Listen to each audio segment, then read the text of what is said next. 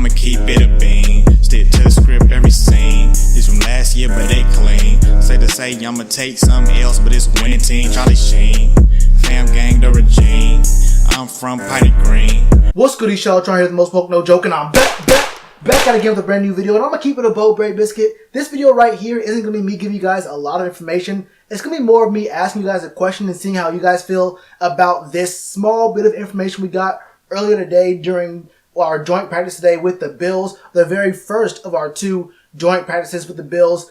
Now, a little background here. The Panthers and the Bills have a really strong connection, like almost a brotherhood kind of connection. We trade players, we trade coaching staff, front office people all the time. They're basically the Panthers North. I think we had Captain Munderland and Kurt Coleman on the Bills coming down today. So we've been seeing a lot of our former players come through. Now, imagine if Kelvin Benjamin was still on the Bills. Imagine what that would have been like, a joint practice with the Bills with Kelvin Benjamin. I don't even like saying his name. I actually got Bowden Ankles downstairs right now. That boy should be a spokesperson. But getting off that real quick, we had a joint practice, and during the middle of practice, Brian Burns.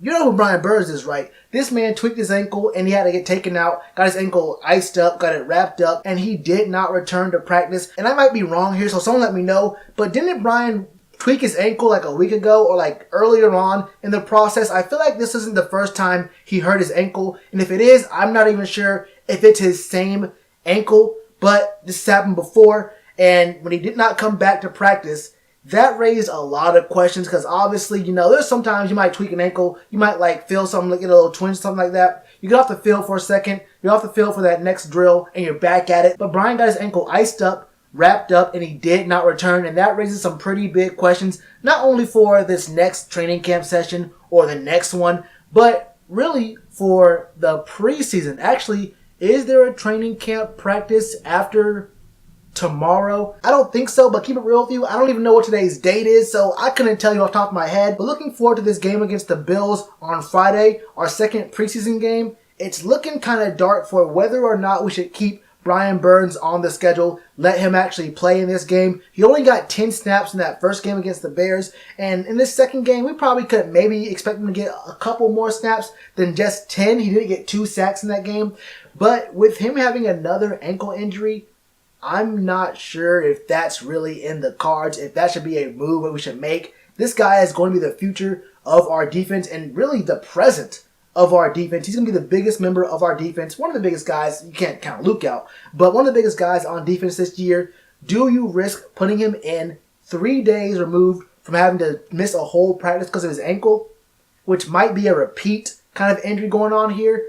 I don't know. And that's the biggest thing there, because after practice, there was the whole media session and whatnot, and coach was talking to the reporters and the writers and whatnot, and he said that there was no update on Brian Burns. Now look, if you watch sports, you watch any sports at all, you understand that right when a guy gets hurt, you don't get the full scope of what the injury is. You have to wait a couple minutes. Usually about 10, 15 minutes, maybe even 20 minutes later, you'll hear from like a reporter on the sideline, whatever, and they'll tell you what the full scope of the injury is. There's some really good sports medicine right now. Like, technology and medicine right now is so advanced. You can find out what's wrong with a guy in about 15, 20 minutes. There's even sideline tests where you can have a pretty good guess as to what's going on, whether it's a strain, a sprain, a break, whatever the situation is. And I don't know just how much time it passed between the injury and the post-practice interview, but I'll give them that kind of leeway of, you know, maybe they didn't actually know what was going on by then. But that tweet from Max Hinton talking about Coach not having an update was posted at 11:31 a.m. And I'm recording this right now at 11 p.m.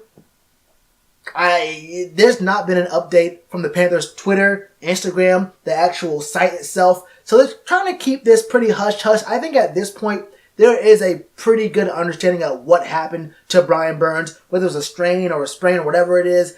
The team knows for a fact what has happened to Brian Burns. So it could be a non-issue. It could be a big issue. But the thing is, we don't know. But honestly, for me, that doesn't matter to me at all, because I don't play him on Friday against the Bills. I don't care if he's ready to go for this next training camp session against the Bills for our last of our joint practices. Why risk it? Let him play in the third preseason game, which is the one that actually matters. Why risk playing against the Bills in the second preseason game? Let this man rest up, let him ice it up and everything, and be ready for when it's the actual dress rehearsal for the season. I don't want to risk rushing him back from an injury, whether it's minor or major. just to play in a second preseason game, I'm cool on that. I'm good on that. We can find out more about our other guys, our backup guys on the defense. And he only played 10 snaps in the first game anyway. So, I mean, taking away, 12, 13, 15 snaps in the second preseason game, I promise you it will not hurt. But that's my opinion on it. I don't know what you guys think. Is this right here a big deal? Is it not a big deal? Does it mean anything to you? The team hasn't come out and said exactly what's going on with Brian Burns. Is that even an issue to you at all? Would you play him tomorrow during practice? Would you play him during the game, the preseason game on Friday against the Bills?